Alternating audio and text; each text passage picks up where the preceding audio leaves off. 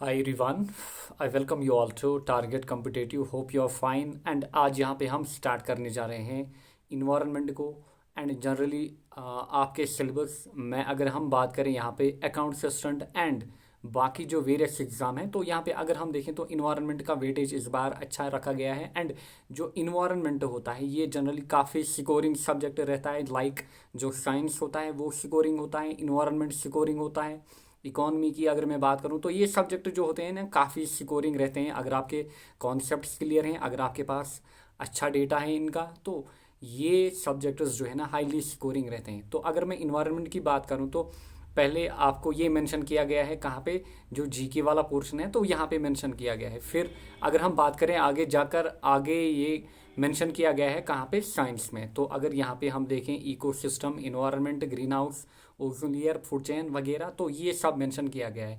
And अगर मैं science की बात करूँ हमारी चैनल पे तो हमने जो ये फिजिक्स एंड केमिस्ट्री वाला पोर्शन है ये ऑलमोस्ट कंप्लीट हुआ है। इसमें नया कुछ ऐड करने की ज़रूरत नहीं है। जो पहले से लेक्चर्स अपलोड हुए हैं वही आपको पढ़ने हैं और नोट्स मेंटेन करने हैं।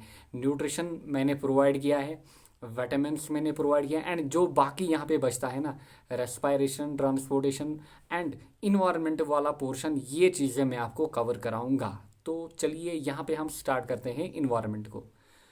तो इन्वायरमेंट में जनरली ये जो टॉपिक है ना ये इंपॉर्टेंट रहते हैं। Atmosphere, ecosystem, pollution, biodiversity and ecology, तो ये चीज़ें मेंशन की गई हैं एंड यही ऑलमोस्ट पूरा इन्वायरमेंट कवर होता है। तो हम जो यहाँ पे पढ़ेंगे, पहले तो हम पढ़ेंगे पॉल्यूशन एंड फिर इकोसिस्टम, जो कि साइंस में मेंशन किया गया है। एंड अगर टाइम बचता है, इफ़ आई गेट फ्री, तो मैं बाकी चीज़ें भी आपको कवर कराऊंगा। ठीक, तो पहले हम स्टार्ट करेंगे पॉल्यूशन से। तो पॉल्यूशन काफ़ी इंपॉर्टेंट रहेगा, एक क्वेश्चन यहाँ से आना है। एंड अगर मैं पूरा इन्वायरमेंट की बात करूँ तो पूरे इन्वायरमेंट में आपको 4 to 6 मार्क्स इस बार दिखेंगे, क्योंकि जनरली जो साइंस वाला पोर्शन है वहाँ से 2 मार्क्स, एंड जो आपको जीके में मेंशन किया गया है वहाँ से भी 3 या 4 मार्क्स आपको पूछे जा सकते हैं, क्योंकि काफ़ी इंपॉर्टेंट है। एंड आजकल जो currently day to day life चल रही है यहाँ पे इन्वायरमेंट का काफ़ी इंपॉर्टेंट रोल रहा है। तो एंड अगर करंट इश्यूज में भी हम बात करें तो इन्वायरमेंट जो है ना, पॉल्यूशन, बाकी चीज़ें अभी न्यूज़ में काफ़ी चल रही हैं पिछले सालों से, ग्लोबल वार्मिंग को लेकर भी। तो पॉल्यूशन में हम क्या करेंगे, यहाँ पे टाइप्स ऑफ पोल्यूशन देखेंगे, air pollution, noise pollution, water pollution, soil pollution. And mainly जो क्वेश्चन फ्रेम किया जाता है 9 out of 10 टाइम्स वो एयर पोल्यूशन पे ही देखा जाता है। नॉइज पोल्यूशन, वाटर, बाकी जो भी पोल्यूशन है इनको भी हम कवर अप करेंगे, बट हमारा जो मेन फोकस रहेगा वो रहेगा एयर पोल्यूशन से, क्योंकि यहाँ से एक क्वेश्चन तो गारंटी है एयर पोल्यूशन में। तो एयर पोल्यूशन को हम ऐसे कवर अप करेंगे ताकि आपका जो साइंस वाला पोर्शन है एंड इन्वायरमेंट में जो मेंशन किया गया है इन्वायरमेंट, वो वाला टॉपिक भी यहाँ पे कवर हो जाए। तो पहले हम देखेंगे यहाँ पे एयर पोल्यूशन, फिर हम देखेंगे pollutants, source, units of major क्या होते हैं, acid rain, photochemical smog, green house effect, ozone layer, depletion, current issues, air quality index. फिर हम देखेंगे क्लाइमेट परफॉर्मेंस इंडेक्स, तो hydrogen train, bus, various act, जो भी इंपॉर्टेंट इश्यूज हैं चाहे करंट या फिर जितने भी एक्ट्स हैं पूरा हम कवर अप करेंगे जहाँ से भी क्वेश्चन पूछा जाता है। तो चलिए यहाँ पे स्टार्ट करते हैं इन्वायरमेंट को। तो इन्वायरमेंट क्यों हमें पढ़ना है, तो पहले यही होना पता, पहले ये पता होना चाहिए। जनरली अगर हम आज की बात करें तो अगर मैं इंडिया की बात करूँ तो इंडिया जो है ना मोस्ट पॉल्यूटेड कंट्री मानी जाती है। कंट्री नहीं, अगर मैं इंडिया के सिटी यहाँ पे सिटीज़ की बात करूँ तो मोस्टली जो एयर क्वालिटी रिपोर्ट आई है तो वहाँ पे इंडिया जो है ना मोस्ट पॉल्यूटेड है। अगर हम ओवरऑल बात करें तो इन्वायरमेंट की स्टडी करना काफ़ी इंपॉर्टेंट है। ग्लोबल वार्मिंग जो कि करंट इश्यूज चल रहे हैं तो इन सब को हमें यहाँ पे देखना होगा। तो पहले हम देखेंगे इन्वायरमेंट की डेफिनेशन। ऑलमोस्ट हर एक बंदे को पता होगी इन्वायरमेंट की डेफिनेशन क्या है। डेफिनेशन इंपॉर्टेंट नहीं है, जो चीज़ें मैं आगे जाकर मेंशन करूँगा जहाँ से आपको क्वेश्चन पूछा जाएगा या फिर आने के चांस हैं तो वो चीज़ें मैं आपको मेंशन करूँगा। तो इन्वायरमेंट की अगर हम बात करें, हम बोलते हैं कि इन्वायरमेंट एक कंडीशन होती है साइकोलॉजिकल या फिर फिजिकल, कल्चरल एंड सोशल, जो कि इफेक्ट करती है हमारे फ्लोरा एंड फोना, यानी कि plant life and animal life को, ऑल दैट, जो कि आपको definition you might be knowing better than this. तो हम स्टार्ट करेंगे मैन, जो जहाँ से क्वेश्चन पूछे जाने हैं। एंड मैं जो पढ़ाता हूँ ना मेनली जो चीज़ें इंपॉर्टेंट होती है वही मैं कवर अप कराता हूँ। तो पहले हम देखेंगे यहाँ पे पॉल्यूशन। तो पॉल्यूशन की डेफिनेशन अगर हम देखें तो पॉल्यूशन की डेफिनेशन जो होती है ये होती है कि presence of abnormally high concentration harmful substance, जो कि अभी हम देखेंगे डिफरेंट पॉल्यूटेंट्स या फिर सब्सटेंस। तो अगर इनकी कंसंट्रेशन बढ़ जाए, अगर इनकी कंसंट्रेशन हमारे इन्वायरमेंट में बढ़ जाए तो उसके कारण पोल्यूशन क्रिएट होता है। तो यहाँ पे हम देखेंगे air pollution. This is our beginning. तो यहाँ से आपको काफ़ी अटेंटिव रहना है, नोट्स साथ में बनाने हैं, जितने भी टॉपिक्स यहाँ पॉइंट्स में मेंशन करूँगा वो इम्पॉर्टेंट रहेंगे। तो पोल्यूटेंट्स की अगर हम बात करें, दो टाइप के पोल्यूटेंट होते हैं, एक होते हैं प्राइमरी पोल्यूटेंट एंड देन होते हैं सेकेंडरी। तो पहले हम देखेंगे एक एक करके प्राइमरी पोल्यूटेंट एंड फिर हम देखेंगे सेकेंडरी पोल्यूटेंट। अब पोल्यूटेंट क्या होते हैं? यही होती हैं सब्सटेंस जिनके कारण पोल्यूशन होता है। They can be in solid, liquid और गैसियस फॉर्म, कोई भी फॉर्म में। तो पहले हम देखेंगे प्राइमरी पोल्यूटेंट। प्राइमरी पोल्यूटेंट जो होते हैं ना, ये वो पोल्यूटेंट होते हैं जो डायरेक्टली अवेलेबल कहाँ पे होते हैं? हमारे एटमॉस्फेयर में, जो डायरेक्टली अवेलेबल होते हैं। तो एक एक करके हमें यहाँ पे देखना है। तो यहाँ से स्टार्टिंग है, यहाँ से इंपॉर्टेंट रहेगा आपके लिए। Sulphur dioxide SO2।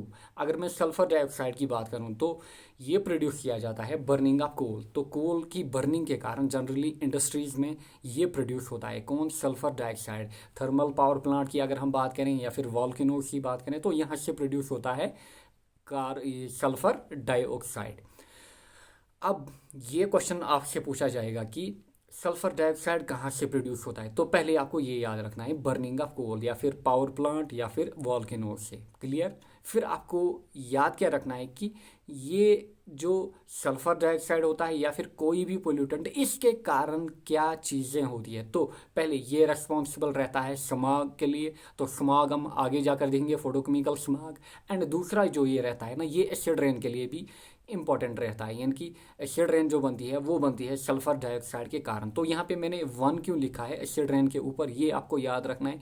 जो और पोल्यूटेंट होंगे, लाइक जब हम नाइट्रोजन ऑक्साइड की बात करेंगे तो उसके कारण भी एसिड रेन होता है, बट मेनली किसके कारण होता है? Sulphur dioxide. यानी कि अगर आपको दोनों ऑप्शन दिए जाएं कि SO2 और यहाँ पे NOx यानी कि नाइट्रोजन ऑक्साइड, किसके कारण एसिड रेन होता है, तो आप क्या टिक करेंगे? वहां पे आपको टिक मारना है SO2। दोनों के कारण होता है बट मेनली आपको टिक मारना है वहां पे SO2, क्योंकि ये मोस्टली रेस्पॉन्सिबल रहता है। क्लियर? एंड सल्फर डाइऑक्साइड जो होता है ना, ये क्या करता है? ये हमारे सेकेंडरी पोल्यूटेंट लाइक H2SO4 जो होता है ना, उसको भी बनाता है। ठीक? क्योंकि ये कंबाइन होता है SO2 with water vapours H2O and ये प्रोड्यूस करता है H2SO4 जो कि होता है सेकेंडरी पोल्यूटेंट, जिसके कारण एसिडिटी होती है। तो क्लियर? तो पहला पॉइंट, बर्निंग ऑफ कोल, ठीक, पावर प्लांट्स में, वॉल्केनोज में प्रोड्यूस होता है सल्फर डाइऑक्साइड। फिर स्मॉग, एसिड रेन के लिए ये रेस्पॉन्सिबल रहता है। तो मेनली हम टिक करेंगे 1 एसिड रेन। फिर and secondary pollutant like H2SO4 को ये बनाता है कौन? Sulphur dioxide. अब परेशानी कहाँ पे आती है? इसके कारण होती है जनरली जो रेस्पिरेटरी बीमारियां होती है, respiratory illness. Let me take the water first. Breakdown of lungs, defence, building material, immune system and all that. तो यहाँ पे परेशानियां होती हैं। क्लियर? तो रेस्पिरेटरी इलनेस या फिर breakdown of lung defence, building material and immune system, इन चीज़ों को कौन इफेक्ट करता है? इन चीज़ों को सल्फर डाइऑक्साइड इफेक्ट करता है। तो this is our first pollutant, sulphur dioxide. Clear? Next हम देखेंगे यहाँ पे नाइट्रोजन ऑक्साइड। तो नाइट्रोजन ऑक्साइड कहाँ पे प्रोड्यूस होता है? जनरली बर्निंग ऑफ फ्यूल्स में, पेट्रोल, डीजल, कोल, इनके कारण ये प्रोड्यूस होता है। जनरली आप देखते हैं कहाँ पे, जो हमारे व्हीकल्स होते हैं वहाँ पे जो गैस निकल के आती है तो उसमें जो मेनली पोल्यूटेंट रहता है दैट इज नाइट्रोजन ऑक्साइड। तो ये आपको याद रखना है। रेस्पॉन्सिबल किसके लिए रहता है? तो रेस्पॉन्सिबल ये रहता है जनरली फोटोकेमिकल स्मॉग के लिए एंड एसिड रेन। देखिए मैंने आपको अभी मेंशन किया कहाँ पे, सल्फर डाइऑक्साइड में एसिड रेन और स्मॉग भी, बट यहाँ पे नाइट्रोजन ऑक्साइड जो होता है ना, ये मेनली रेस्पॉन्सिबल रहता है फोटोकेमिकल स्मॉग के लिए। एंड अगर आपको और ऑप्शन भी दिए जाएं तो आपको वहाँ पे मेनली टिक करना होगा नाइट्रोजन ऑक्साइड। क्लियर? अब इसके कारण क्या होती है, ब्रोंकाइटिस होती है, निमोनिया होती है एंड रेस्पायरेटरी डिस्ट्रेस होती है। यानी कि जो भी रेस्पायरेटरी प्रॉब्लम होती है वो मेनली किसके कारण होती है, नाइट्रोजन ऑक्साइड। हम आगे जाके पढ़ेंगे पर्टिकुलेट मैटर, तो उनके कारण भी रेस्पायरेटरी डिस्ट्रेस होता है। बट जो अगर आपको दोनों, अगेन यहाँ पे आपको यही चीज़ें याद रखनी है, अगर आपको दोनों ऑप्शन में दिए जाएं तो आपको टिक करना होगा नाइट्रोजन ऑक्साइड में। तो ये मोस्टली इफेक्ट करते हैं रेस्पायरेटरी जो भी सिस्टम होता है उसमें, ये मोस्टली इनका योगदान रहता है। नेक्स्ट, इसमें दो टाइप आते हैं, nitrogen oxide NO and NO2 nitrogen dioxide. तो नाइट्रोजन ऑक्साइड ये मेनली इफेक्ट करता है वेजिटेशन यानी कि प्लांट लाइफ को सॉरी। एंड NO2 जो होता है ना, इसका मेनली काम क्या रहता है, जो सेकेंडरी पोल्यूटेंट ओजोन होता है O3, तो इसको ये प्रोड्यूस करता है। क्लियर, तो ये चीज़ें आपको याद रखनी है। तो ओजोन के बारे में हम नेक्स्ट पढ़ेंगे, ओजोन लेयर क्या होती है, कहाँ पे होती है, थिकनेस क्या होती है, किससे मेजर की जाती है, कलर क्या होता है, ये चीज़ें हर एक चीज़ जो कि पेपर में पूछी जा चुकी है उनको हम आगे जाकर कवर करेंगे। नेक्स्ट हो गया कार्बन मोनोऑक्साइड।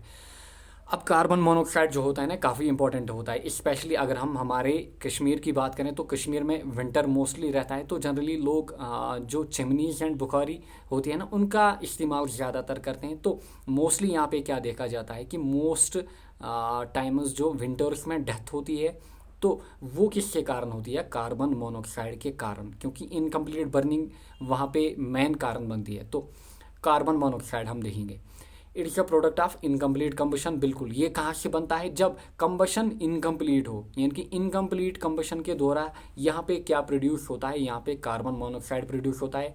तो किन फ्यूल से हो सकता है, natural gas, coal, wood, diesel, petrol, तो इनके द्वारा भी ये प्रोड्यूस होता है। तो इसके कारण मेनली होता क्या है, जो कार्बन मोनोऑक्साइड होता है तो ये इफेक्ट ये क्या कॉज करता है, ये कॉज करता है एक्यूट टॉक्सिसिटी। ठीक, एक्यूट टॉक्सिसिटी जनरली आपको पेपर में पूछा जाएगा कि एक्यूट टॉक्सिसिटी किस पॉल्यूटेंट के कारण होती है, तो वो होती है यहाँ पे, अगर मैं बात करूँ तो ये होती है कार्बन मोनोऑक्साइड के कारण। क्लियर, तो कार्बन मोनोऑक्साइड जो होता है ना, ये कंबाइन हो जाता है किसके साथ, हमारी ब्लड में हीमोग्लोबिन होता है, तो ये इसके साथ कंबाइन होता है एंड ये फॉर्म करता है यहाँ पे कार्बो ऑक्सी हीमोग्लोबिन। तो इसके कारण क्या होती है, जो ब्लड में ऑक्सीजन कैरिंग कैपेसिटी होती है ना, ये रिड्यूस होती है। यानी कि हमारे ब्लड में ऑक्सीजन कैरिंग कैपेसिटी जो होती है वो रिड्यूस होती है, क्योंकि हीमोग्लोबिन की एफिनिटी जो है ना, वो कार्बन मोनोऑक्साइड से 200 टाइम्स ग्रेटर है। ठीक, इन कंपैरिजन टू ऑक्सीजन। यानी कि हीमोग्लोबिन जो होता है ना, ये ज़्यादातर किसके साथ चिपकना चाहता है, कार्बन मोनोऑक्साइड के साथ, 200 टाइम्स ग्रेटर देन ऑक्सीजन। यानी कि ये हीमोग्लोबिन जो होता है ये कार्बन मोनोऑक्साइड लविंग होता है, इसीलिए हम देखते हैं कि ऑक्सीजन जो होता है ना फिर ब्लॉक होता है एंड जो हमारा हार्ट होता है वहाँ तक ऑक्सीजन पहुँचता नहीं है एंड किसी बंदे की डेथ हो जाती है। ठीक, तो कार्बन मोनोऑक्साइड देखिए ये मिलता है हीमोग्लोबिन के साथ, तो यहाँ पे बनता है carboxy haemoglobin. And carbon monoxide आपको स्टेटमेंट दी जाएगी, कार्बन मोनोऑक्साइड जो होता है ये एक्ट करता है एज एन एस्पाइजेंट। अब एस्पाइजेंट क्या होता है, एस्पाइजेंट होती है कोई नॉन टॉक्सिक गैस, ठीक, जिसके कारण जो ऑक्सीजन कंसंट्रेशन होती है ना ये रिड्यूस होती है। यानी कि जो नॉर्मल ऑक्सीजन कंसंट्रेशन होती है बॉडी में तो ये रिड्यूस होती है। इन शॉर्ट अगर हम बात करें तो कार्बन मोनोऑक्साइड जो होता है ना हमारे ब्लड या फिर हमारे हार्ट को इफेक्ट करता है, यानी कि ब्लड सप्लाई जो होती है ना वो ब्लॉक हो जाती है यहाँ पे, ये आपको याद रखनी है। तो एस्पाइजेंट या फिर एक्यूट टॉक्सिसिटी, तो ये टर्म्स जो है ना ये आपको याद रखनी है क्योंकि पेपर में यही टर्म्स आपको दी जाएंगी। Clear, next carbon dioxide. Carbon dioxide की अगर हम बात करें तो ये होता है ग्रीन हाउस गैस, हर एक को पता होगा। तो जनरली कहाँ से इमिट होता है, कंबशन से ही ये भी इमिट होता है एंड इंपॉर्टेंट रोल प्ले करता है कहाँ पे, ग्रीन हाउस गैस में। ठीक, तो क्यों प्ले करता है वो हम देखेंगे जब हम ग्रीन हाउस गैसेस पढ़ेंगे, क्योंकि ये एब्जॉर्ब करता है long wave radiations like infrared rays, radio waves, बाकी जो रेज हैं तो इनको ये क्या करता है, एब्जॉर्ब कर लेता है। तो ये आपको याद रखना है। नेक्स्ट क्लोरोफ्लोरोकार्बन्स एंड क्लोरोफ्लोरोकार्बन्स जो अब हैं ये कहाँ पे रिलीज मेनली होते हैं, रेफ्रिजरेशन के कारण होते हैं। जो रेफ्रिजरेटर हम घर में यूज़ करते हैं, तो अगर आपने ये देखा होगा कि रेफ्रिजरेटर में ये कुछ लगा होता है ना, तो यहाँ से क्या रिलीज होते हैं, यहाँ से क्लोरोफ्लोरोकार्बन्स रिलीज होते हैं। तो क्लोरोफ्लोरोकार्बन जो होते हैं ना ये काफ़ी खतरनाक रहते हैं। किसके लिए? हमारी जो ओजोन लेयर होती है तो उसकी डिप्लीशन में इनका काफ़ी रोल रहता है। यानी कि जो डिप्लीटेशन ऑफ ओजोन लेयर है वो मेनली किन के कारण होती है? वो मेनली क्लोरोफ्लोरोकार्बन के कारण होती है। नेक्स्ट है सस्पेंडेड पर्टिकुलेट मैटर। तो इसमें जनरली क्या आता है? Dust, smoke, mist and fog आता है। केमिस्ट्री में मैंने आपको कवर कराया है, तो ये चीज़ें यहाँ पे आती हैं।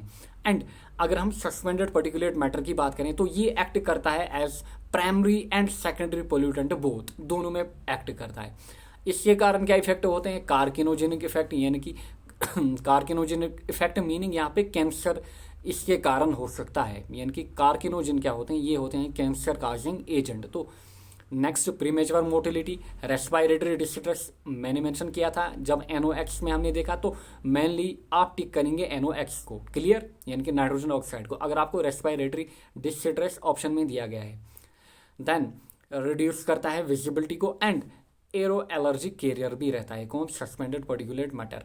जब हम जनरली एयर क्वालिटी रिपोर्ट, जो वर्ल्ड एयर क्वालिटी रिपोर्ट हाल ही में आई है, तो वहाँ पे हम बात करेंगे पर्टिकुलेट मैटर्स की, स्पेशली पर्टिकुलेट मैटर 2.5 एंड 10, वो क्या होते हैं एंड उनकी कंसंट्रेशन कितनी होनी चाहिए, तो आगे जाकर हम देखेंगे। नेक्स्ट टॉक्सिक मेटल, ये भी कहाँ पे होते हैं? इनकी ये भी कौन सी कैटेगरी में होते हैं? Primary pollutant. अभी हम क्या कवर अप कर रहे हैं? Primary pollutants. तो टॉक्सिक मेटल में क्या क्या आता है? Lead, cadmium, copper, arsenic, mercury और रेडियम। जनरली ये जो एलिमेंट्स होते हैं ना, ये कहाँ पे पाए जाते हैं? ये जनरली आपको दिखेंगे, अगर आपको पीरियोडिक टेबल पता है तो डी ब्लॉक एलिमेंट्स ये आपको दिखेंगे वहाँ पे।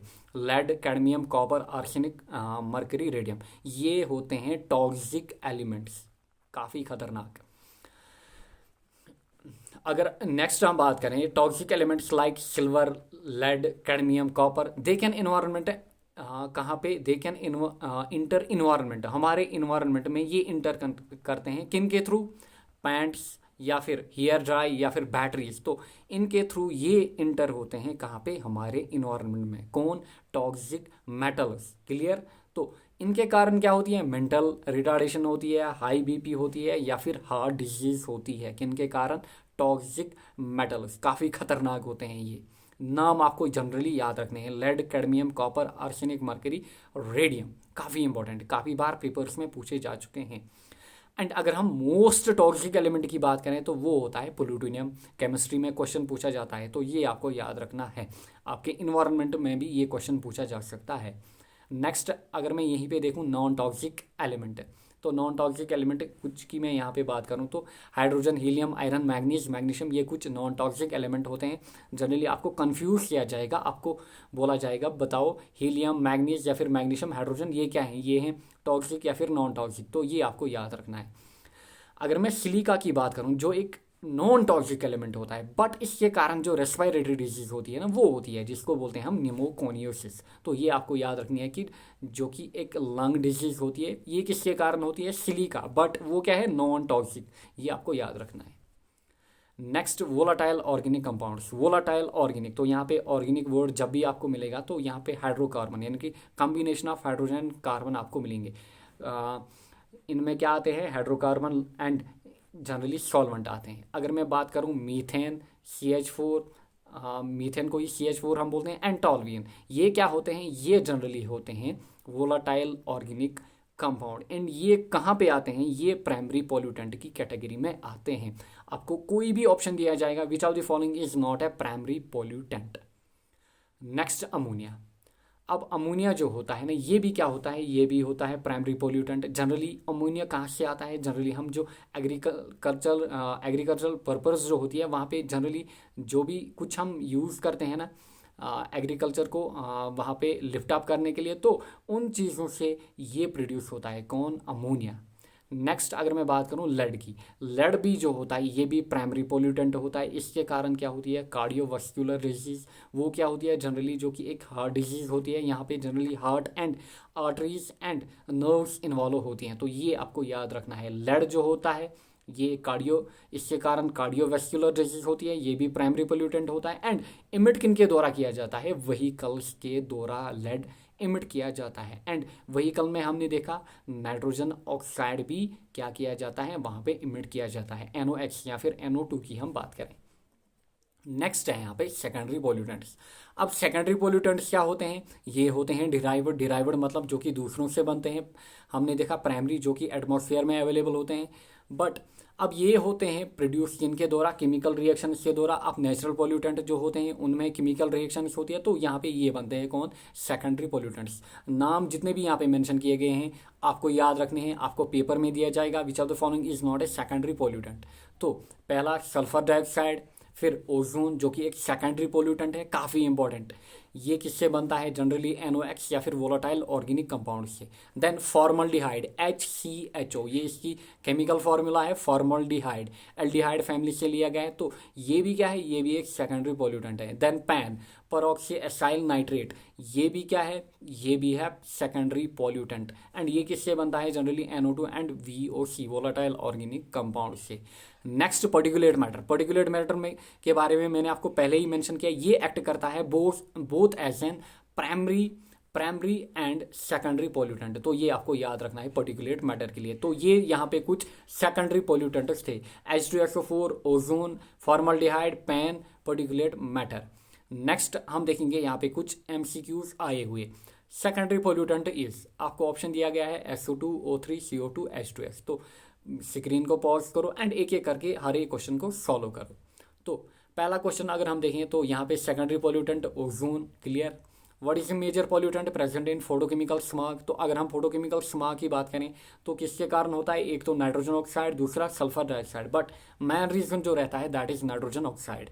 विच of the following is primary responsible for acid rain? तो एसिड रेन में दोनों का हाथ होता है, sulphur dioxide and nitrogen oxide, but mainly जो रहता है दैट इज SO2, ये आपको याद रखना है। Which of the following is an air pollutant? Nitrogen, oxygen, carbon monoxide, none. तो यहाँ पे कार्बन मोनोऑक्साइड जो है ये करेक्ट ऑप्शन रहेगा, क्योंकि नाइट्रोजन एंड ऑक्सीजन नहीं होते बल्कि नाइट्रोजन ऑक्साइड होता है, ठीक। विच of the following organ is badly impacted with unbearable levels of carbon monoxide in year? तो कौन सा ऑर्गन जो होता है जो कार्बन मोनोऑक्साइड के कारण इफेक्ट होता है? मैंने आपसे बात की थी एक्यूट टॉक्सिसिटी या फिर एस्पाइजेंट, तो कार्बन मोनोऑक्साइड, क्लियर। तो कार्बन मोनोऑक्साइड जनरली किसको इफेक्ट करता है? Option eyes, throat, heart, skin. तो मैंने आपको वहां पे मेंशन किया है कि ये क्या करता है, ये हमारी जो ब्लड सप्लाई होती है इसको ब्लॉक करता है, तो ये मेनली किसको इफेक्ट करेगा? हार्ट को। द पोल्यूटेंट लेड, यहाँ पे लेड की बात हो रही है, प्रेजेंट इन द एटमॉस्फेयर मे काज। जो पोल्यूटेंट लेड होता है एटमॉस्फेयर में, इसके कारण क्या होती है? Respiratory disease. देखो काफ़ी खतरनाक ऑप्शन है, अगर आपको पता नहीं होगा तो you can't do this. Respiratory disease, cardiovascular disease, pulmonary asthma. तो यहाँ पे कार्डियोवास्कुलर डिजीज करेक्ट ऑप्शन रहेगी हार्ट की। Which of the following is a non toxic metal? तो SSC में पूछा गया है which of the following is a non toxic metal? Cadmium, lead, iron, copper. तो कैडमियम, लेड, कॉपर हमने देखा, तो ये आते हैं कहाँ पे? टॉक्सिक में। एंड आयरन जो होता है ये टॉक्सिक नहीं होता है। तो ये इस टाइप के क्वेश्चन आपसे पूछे जा सकते हैं। एंड जनरली जितनी भी मैंने यहाँ पे चीज़ें आपको मेंशन की काफ़ी इंपॉर्टेंट रहेगी। ऑलमोस्ट जो भी यहाँ पे पॉइंट्स मैंने मेंशन किए काफ़ी इंपॉर्टेंट है, जो भी हाईलाइटेड हैं। तो चलिए मिलेंगे हम नेक्स्ट लेक्चर में। Till then take care, bye bye, may Allah bless you all.